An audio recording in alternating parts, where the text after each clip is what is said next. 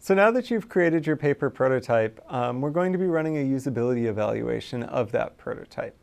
And why is it important to test for usability? Often when you're designing a system, you've been deep thinking about exactly how it should work and all of the details, and someone who might approach your system fresh might not understand all of the icons that you choose to use, the exact flow that you've created, or labels that you use in the application. So running a usability evaluation can help identify those issues. A quick usability evaluation with just 5 to 7 people has been shown to identify 80% of the serious usability issues in a system.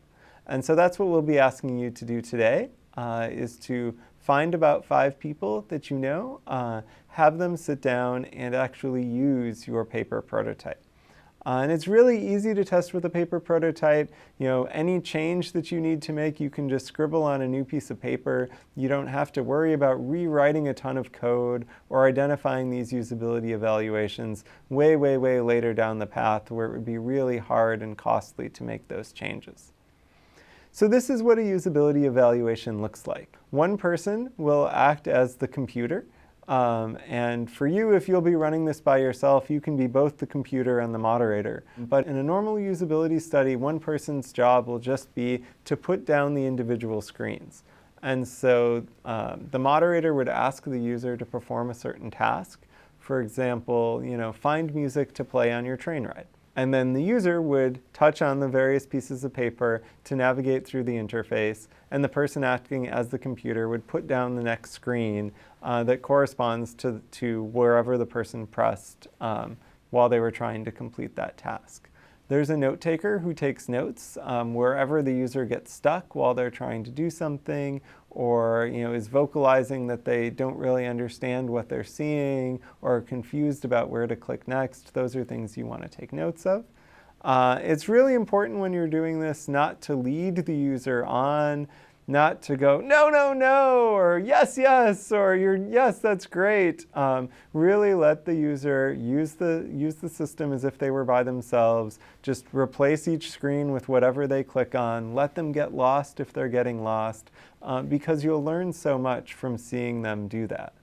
And much like in the contextual inquiry method that we talked about at the beginning of the class, we want to have your users think aloud. So as they're using the system, they're thinking aloud, they're talking about what they're thinking, what they're trying to choose between, what they're trying to press on the interface while they're using it.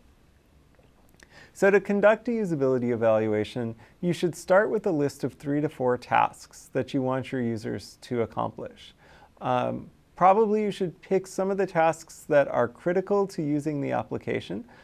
Just some very basic tasks that everybody's going to have to use when they use your system. And then also choose 1 or 2 tasks that might be more edge cases, but things that you're having a tough time designing, or things that you think you might not have figured out the optimal flow for your users. So have people do the basic ones, and have people do some of these more complex tasks as well. And make sure you state your tasks in neutral terms. So don't say something like, filter your contacts to show the ones nearby if a contact application has a contacts nearby button, right? Then you're leading the user along, you're telling them exactly what to click on. Use more general words like maybe find the set of contacts that are physically close to you or that are in your city, or other words that aren't leading them to click on a particular button in the interface.